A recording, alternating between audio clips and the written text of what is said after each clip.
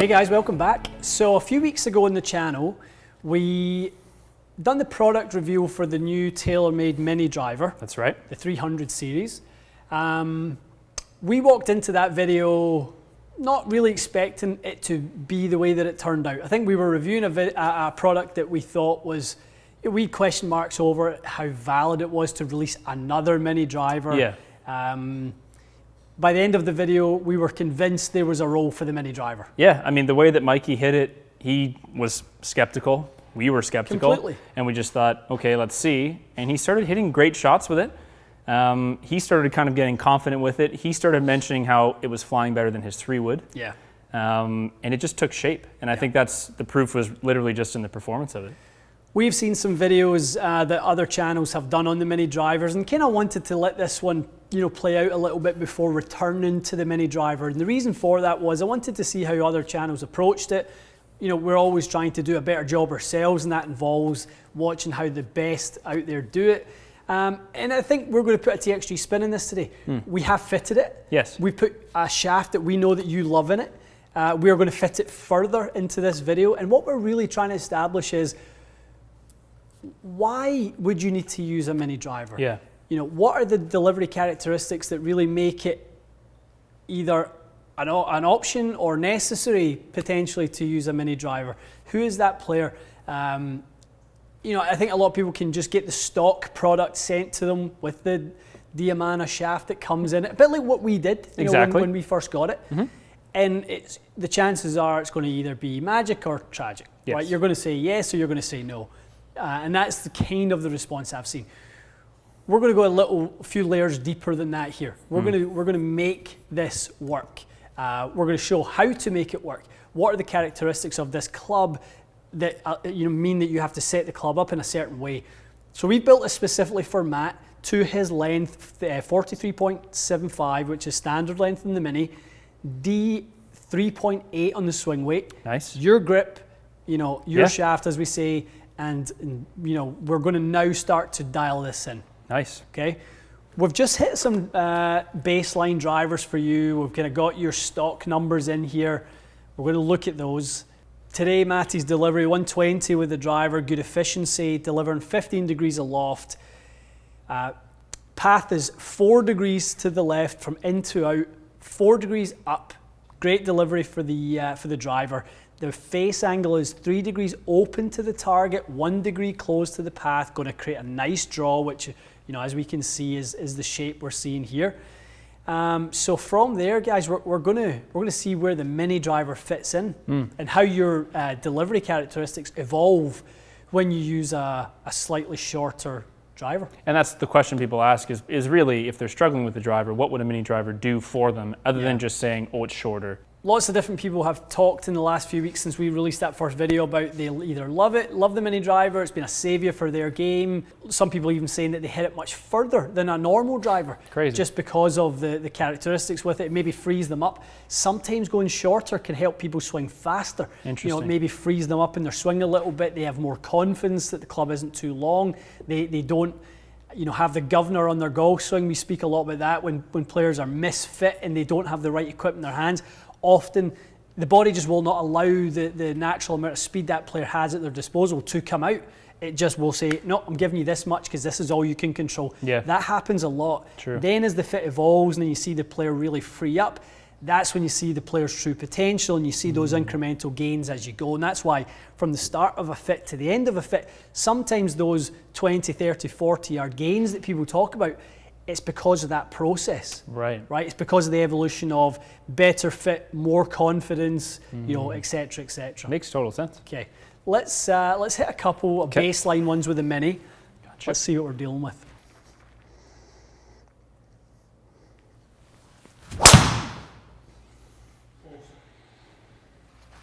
It's pretty good. Coming back, I guess. Yep.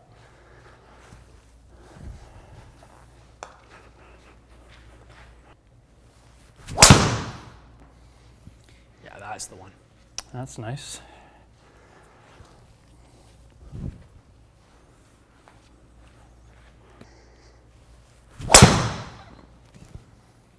Little toe strike. And probably a bit high. High in the club. It's gone though.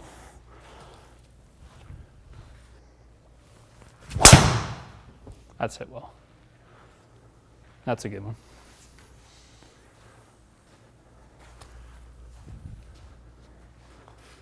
Okay, Matty boy, nice job.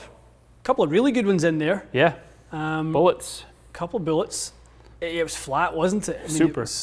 You're using a little bit more loft, but I think the smaller head is obviously get the center of gravity in a position where it's a little more forward. You're not also delivering as much dynamic loft. Part of moving the attack angle down a little bit more, which with the club being a little bit shorter, the ball position being a little more back, you're likely to do that. The face isn't as tall, so you probably don't trust that you can hit up on it quite as much. Makes sense. For someone like you, we see generally the handle moves with that. It's not like you all of a sudden start hitting down on it, but you kind of deliver the same loft. Your handle is going to pull the loft down a touch. In terms of the ball data, a little bit straighter, no question, but not ideal. We wouldn't call those kind of ideal numbers. I wouldn't be over the moon yet. Even though you're hitting that nice and straight, I wouldn't be trusting that 10 and 2100 are exactly where I want you to be living with this, because it's a multifunctional club. True, though I couldn't see hitting that off the deck, that's for sure. And I think it's probably really on the borderline of too low. I think I had to hit it perfect to keep it at that height. Yeah. And any mishits would have started to dive. We had a few mishits in there to start with until we kind of figured it out, didn't we? I mean, it wasn't a kind of, it wasn't instantly this good. When we dissect this part, which is always where a fitter will, analyze what's going on and change it, for me, dynamic lie angle is not where I want it. Okay. Dynamic loft is not where I want it. Yep. Launch and spin as a result are not where I want them. So I'm going to make some adjustments to the loft sleeve. Okay.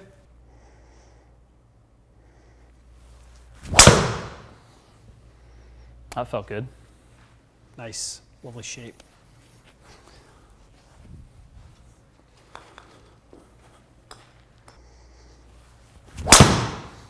Nice. Yeah, this has got a little bit more of a ease of use factor now. Okay. That's what I'm feeling. And there would be no point using this club unless you got that. Yeah, why would you fight it, right? You've got to gain that, yeah. Yeah, why would you fight it? Exactly. You got to pick this club up and feel like you're gaining something. Definitely. And that gain would be, generally speaking, in control and ease of use.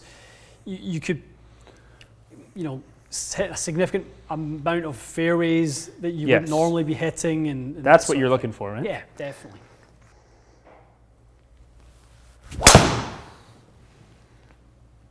Pretty good too. Yeah, one that could have got away from you with the other setting, I think. Came back nicely. Okay, Matty boy, that was nice. So we made a little adjustment to the loft sleeve. We added 1.5 degrees. We moved it more upright as well. Yes. Did really think that the dynamic lie angle sitting at 2 degrees toe up for you was tilting the face not enough to the right. We were kind of worrying about that left shot more than you and I really ever have to. Agreed. Normally we're talking about how we manage the right shot, but delivery was slightly different. You were a little more up in it and a little bit more left. That's just the way you delivered those ones. You maybe felt a little bit more comfortable hitting this one up in the air and turning it over. I think I was reacting to the extra loft. The first shot I hit that kind of took off so easily from the center of the face. I wasn't fearing the low spin one, so maybe I just made a little bit more kind of draw type swings after that. Much more dynamic loft. So what I kind of was really trying to achieve was something a little bit more like what you had with your driver. Oh, okay. When we looked at your driver numbers initially, the amount of loft, the dynamic lie angle, where we positioned the CG of the driver relative to the golf ball, all of that, was to try to, match that up, because I really liked those numbers. What I wanted to give you though was a little bit more of a neutral angle of attack that would allow you to, feel like you had more versatility with the club. Yes. When the club is moving kind of upwards and outwards, sometimes you can feel like your face is rotating quite a lot. Yeah, you'd have to hit the draw. Yeah, quite nice to kind of have that club bottoming out a little bit closer to low point. And obviously, as a result, we're pretty pleased with what those looked like. Very much like your driver flight, but Maybe a little more neutral and in control. Yeah, it felt like the best swings had a little less curvature to them. And I think it took me less, obviously we trimmed shots just to get a data set. I think it took me less shots by far once we did the plus 1.3 or 1.5 adjustment. Like that dispersion circle doesn't represent it, because when it was at 11.5, I hit 1 million shots. I couldn't get any to go in play. Yeah, I mean, and that dispersion circle is representing one shot that went 21 yards to the right. That's in most fairways. Yeah, and it was the one that I kind of hit the hardest, and I think it was good for speed and everything, so we wanted to keep it. But yeah, you're absolutely right. It was kind of the very last one. 168 ball speed, 295 in the air, 316 turned over a little bit, but we struck it right in the middle of the. Those are the ideal numbers. 13 launch, 2400. That would be for me what I would really like the mini driver to look like and do. Yeah. We could, if we wanted to, turn the loft up a little bit more. Okay. But we are closing the face. Single axis loft sleeve, we are we are doing that ever so slightly. It's not ideal. Yep. So one more setting.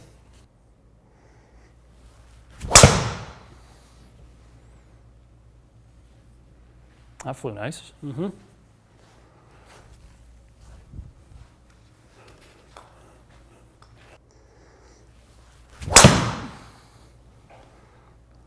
That's pretty much perfect there. Yeah, that one felt really nice. Good flight. It's probably the best one I hit, I think. Looks the most balanced. Okay, so we had one more run at it. We quite liked the little bit more loft and a little bit more upright setting, just to kind of raise the toe a touch and protect you from that one. We were leaking out to the right, and then we were turning it over a little bit. So I wanted to take that away a touch. Okay. So we retained the 1.5 degrees of loft, but we lost it on the upright setting. We done it on the reverse side of the sleeve. I gotcha. So we kind of kept the same launch and spin, but we managed the club face a little bit better relative to your path. That's interesting. Yeah, it felt that way. It felt like the last few took off really straight, or maybe just slightly left of the start line.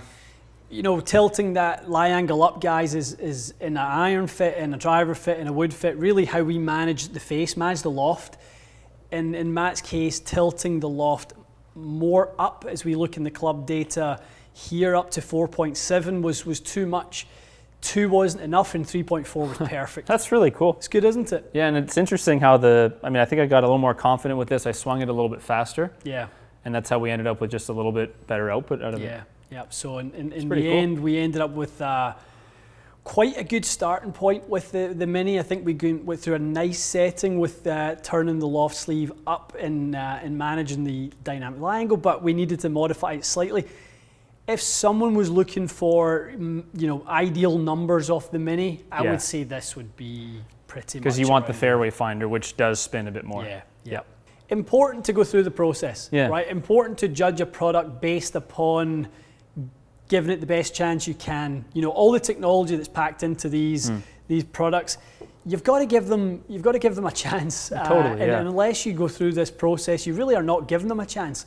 And I truly believe that's the right way to go about it in order for you guys to see whether there's true value in technology like this and go through this process and explanation as in-depth as this. It might be too in-depth for some people, but I think most people who are watching it can resonate with, okay, this is not to be judged in one setting. This can be maneuvered into many, many different ways where we can get the lie to tilt one way, the face to tilt another way, the strike angle to move from what was in the heel, moved it back into the middle. All those things are contributing towards a really neutral ball flight. So again, the fitting process is the key. Yeah, it was the key to this for sure. Definitely. Good stuff. Okay guys, hope you enjoyed that. Hope you now see more value in the Mini driver, that it's more than just a gimmick, a filler product. It is more than that. It really is something that a lot of you should consider out there. Go through the process when you get to either a place like this, or go to a Taylormade demo day, or a mat fitting centre, whatever it may be. go through the process, and I think if you are somebody who struggles with a driver, don't overlook this as an option that could really help you hit more fairways and rebuild that confidence where you're not fearful of the tee shot. It's a pretty rough place to play the game from. We always talk about being on the offensive when it comes to the driver, and if you get to the point where driver just is not your friend, maybe you've went to fairway wood, go to the mini driver, have a look at it, see if it's a good option for you. I think with the right configurations, you're going to find something that's at least as good as a fairway wood, if not better, and it might give you that confidence just to get back to the tee. I think that's really good advice, yeah. Good stuff. Okay, stay tuned. We'll see you again soon.